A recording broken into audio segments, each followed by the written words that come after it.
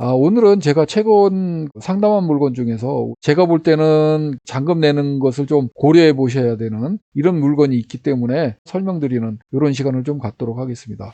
먼저 볼 물건은요, 24타경의 972 충북 청주지방법원 본원에서 진행하는 사건이고요.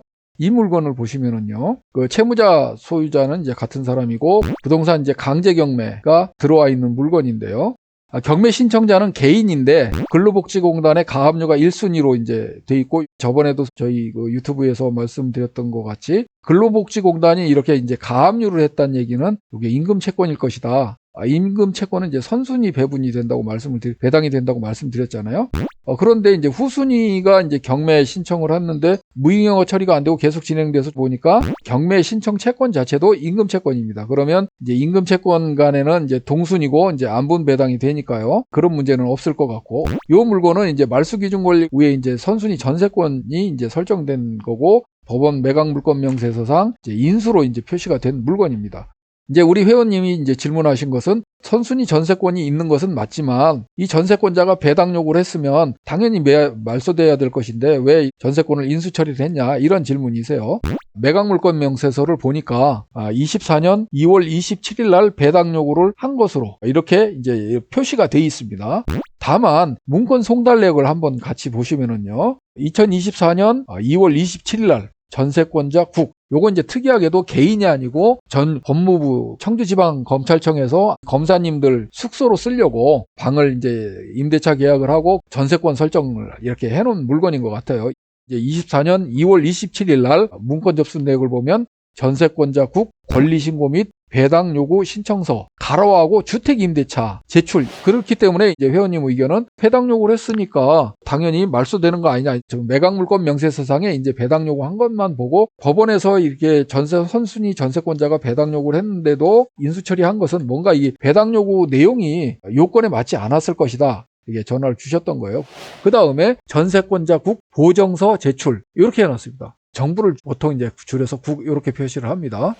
우리가 이제 흔히 생각할 때에 권리신고 및 배당 요구를 하나의 뭉치로 생각하는데요.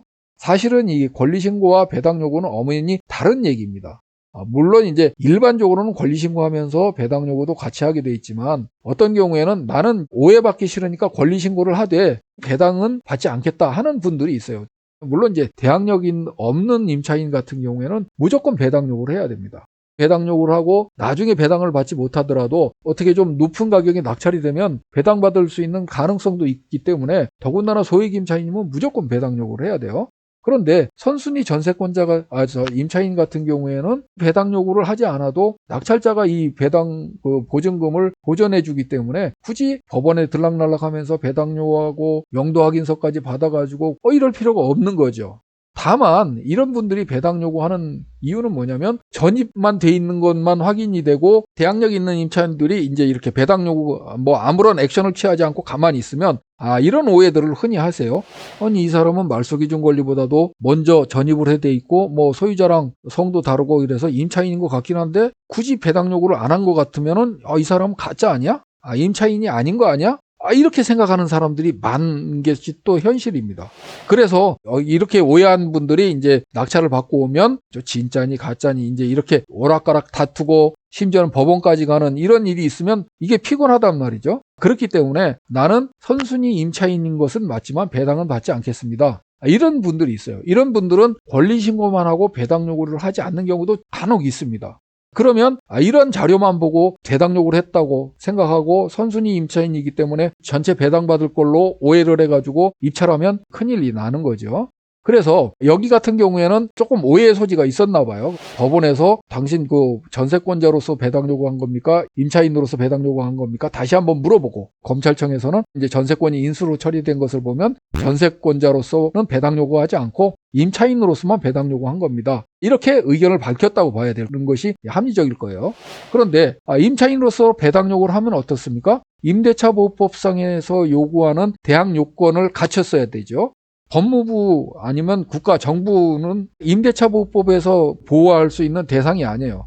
특히나 이것은 주택이기 때문에 주택 임차인으로서는 전입신고가 돼야 됩니다. 아니면 공공임대 사업자라든지 중소기업의 기숙사 용도로 쓴다든지 그러면 이제 거기에서도 역시 직원들이 전입신고를 해야만 대항력이 발생하는데 법무부는 중소기업이 아니잖아요. 그죠? 그렇기 때문에 전입신고 자체가 안 돼 있습니다. 만약에 여기 이제 뭐 검사분이나 아니면 검찰청 직원분이 전입신고를 했다 하더라도 중소기업이 아니기 때문에 대항요건 자체가 발생하지 않아요. 저 임차인으로서 배당 요구한 것은 서류는 접수가 됐지만 효력이 발생하지 않는다. 이렇게 보시면 되겠습니다.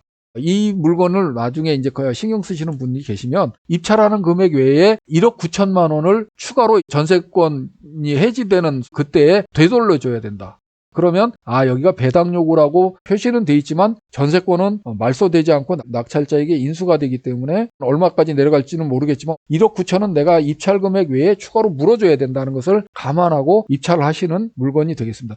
지금 이제 여기 뭐 한 5천만 원에 낙찰되면 어떻게 되겠습니까? 실제 내가 이 물건을 매수하는 금액은 뭐 다른 건 다 따지지 말고 그것만 해더라도 어떻게 돼요? 2억 4천에 이 물건을 실제로 사는 꼴이 됩니다. 그래서 이것은 지금 입찰할 시기는 아니다. 많이 기다려야 된다 하는 물건이 되겠습니다.